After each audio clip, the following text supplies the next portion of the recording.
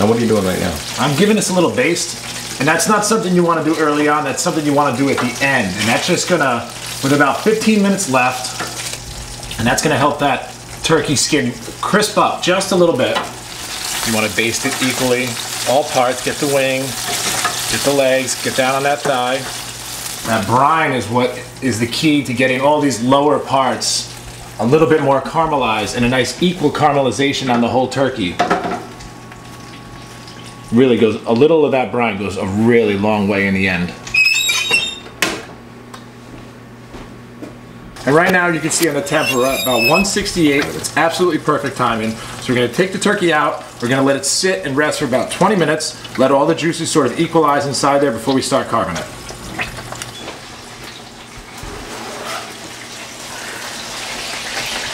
That is just simmering away to absolute perfection. And now what we're going to do is I'm going to pull it off of this pan here and let it rest.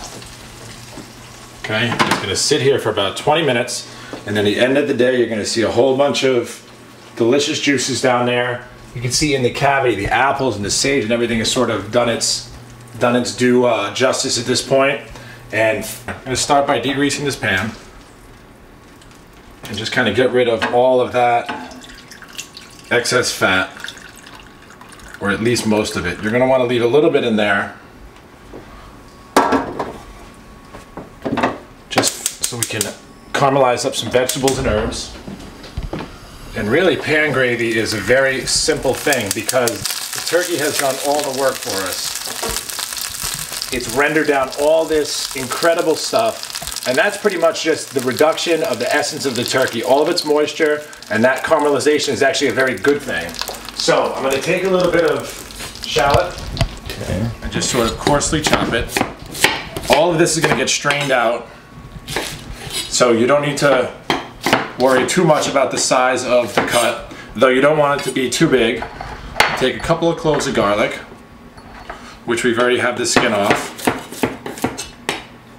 And then I'm going to take some thyme and bay leaf. I'm going to go right into that pan with these onions and these aromatics. Some fresh thyme, just whole sprigs, a couple of bay leaves. And we're going to saute those up. And when you're sauteing, you're going to want to scrape all this good stuff off. And now you're getting some of those delicious aromatics going. Be careful not to burn the pan. And now you can go in with some hot broth, chicken or turkey.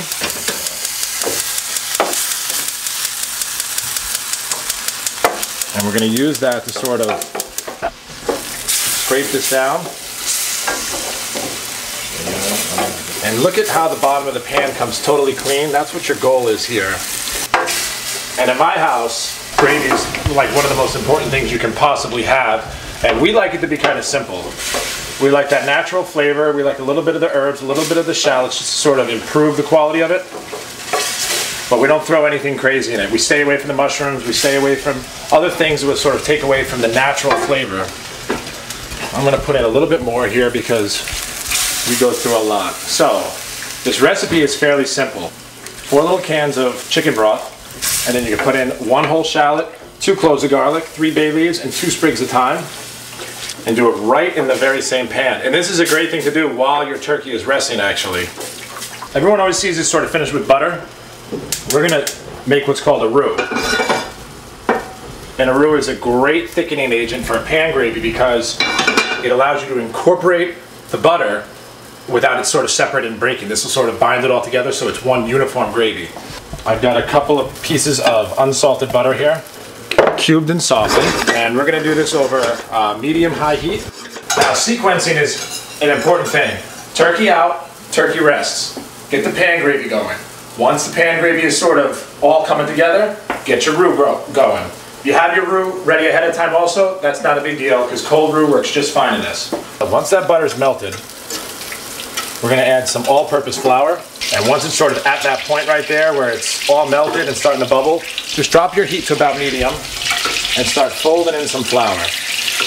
Now you don't want this to be raging when you put in the flour because you might get little dumplings out of it. That's why you give it a turn down, and all that butter should just, all that flour should just blend right in there. Now, very important, don't let your roux burn, all right? But at the same time, you have to cook it long enough so it doesn't taste like flour. And you want it to be just on the cusp of browning, but not getting too brown, because that's going to add in a little bit of like a nutty flavor, and you don't want that. We cooked it just enough so there's no more flour odor to it.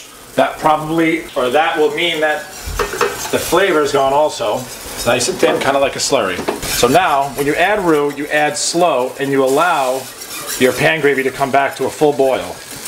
Only then will you know what sort of effect the roux has taken on it. And you're going to watch this get thick. See, it's got a nice transparent color to it there. Great, great, great flavor. It's looking incredible. See that nice consistency there? Starting to run. Starting to get a little bit thicker. I might add 1 more tablespoon of roux, but that's looking pretty Thanksgiving delicious right there. Perfect. Give it a seasoning check.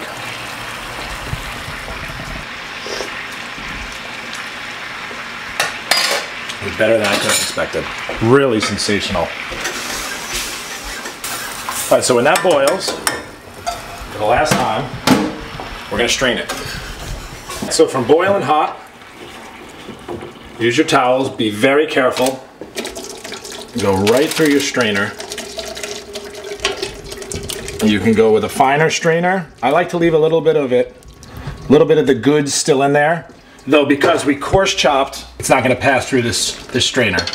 You might get a couple of thyme leaves, which would be great. A little bit of peppercorn, but all those onions and garlic and bay leaves are just gonna be halted right in their tracks. Okay, you're left with nothing but this wonderful pile of aromatics, and then you have this incredible Thanksgiving pan gravy.